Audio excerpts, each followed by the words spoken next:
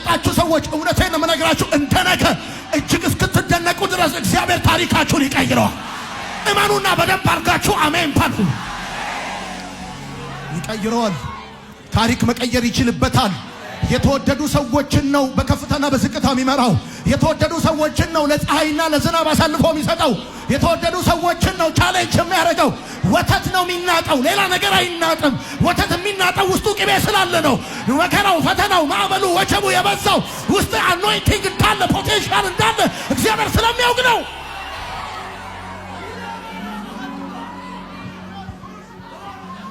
እኔ ከማቃቸው ከወተት ውጪ የሚገፋ ነገር አላውቅም፣ የሚናጥ ነገር አላውቅም። ሳውቅ እኔ በታሪኬ የማውቀው ወተት ብቻ ነው። ሲናጥ የማውቀው፣ ሲረበሽ ሲገፋ የማውቀው። እግዚአብሔር ንገራቸው ብሎኛል። በሌሊት መዝሙርን እንደሚሰጥ እግዚአብሔር በሌሊት ይሄን ቃል እግዚአብሔር ሰጥቶኛል። አይኖቻችሁ የእግዚአብሔር ማዳን ያያሉ።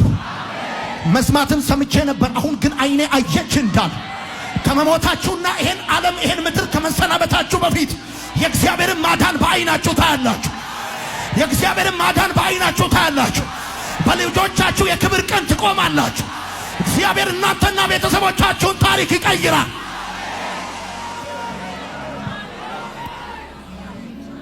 አይኖቼ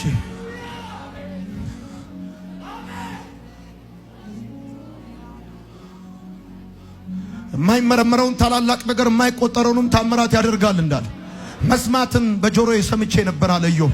አሁን ግን አይኔ አየች። ከዚህ በፊት የተናገርኩት ሰምቼ ነው። አሁን ግን ፕራክቲካሊ በኔ ህይወት ሆኖ ነው። እኔ እንደዚህ ነው። አሁን እኔ እሁድ ትንቢታዊ ቃል እንድትጽናኑ፣ እንድትበረቱ፣ ወደ ነገራችሁ እንድትመጡ፣ እግዚአብሔር ወዳየላችሁ እንድትደርሱ እንደዛ ነው እኔ ቃል እግዚአብሔር እንዳካፍላችሁ በልቤ ያለው። መስማትን ሰምቼ ነበር ያላችሁ ሰዎች ሰው ሲመሰክር የሰማችሁ እናንተ ጋር ግን ህልም የሆነባችሁ፣ ፈውስ ህልም የሆነባችሁ፣ የጸሎት መልስ ህልም የሆነባችሁ፣ መጸለይ እንጂ የጸሎት መልስ የማታውቁ ሰዎች፣ መታመም እንጂ መፈወስ የማታውቁ ሰዎች፣ ችግር እንጂ መፍትሄ አይታችሁ የማታውቁ ሰዎች፣ መገፋት እንጂ መከበር አይታችሁ የማታውቁ ሰዎች፣ እናንተ የተወደዳችሁ ሰዎች፣ እግዚአብሔር እናንተ የተከበራችሁ ሰዎች፣ እግዚአብሔር የሚያስብላችሁ ሰዎች። ሰው ቢያስብላችሁ የመዳፉን ያህል ነው። ሰው ቢያስብላችሁ የበላውንና የሁለታውን ያህል ነው። እግዚአብሔር ያሰበውን ግን እግዚአብሔር ካሰበው ግን ማንም ላይ ከለክለው ማንም ሰው ይሄን እንድታውቁ ይገባል። ዓላማውን ለመፈጸም ሲፈልግ መዘግየትን የመለኮታዊ እቅድ አካል ያደርገዋል። አሁን ምን ያገናኘዋል ልትሉ ትችላላችሁ። የኔ መፈተን የማልፍበት ቻሌንጅና የእግዚአብሔር ለጸሎት የመልስ አለመስጠት ጌታ በምን አግባብ ነው ልትሉ ትችላላችሁ። ኖ አቅዶላችኋል ክብር፣ አቅዶላችኋል ሹመት፣ አቅዶላችኋል በረከት፣ አቅዶላችኋል እረፍት። የዚህ አንዱ አካል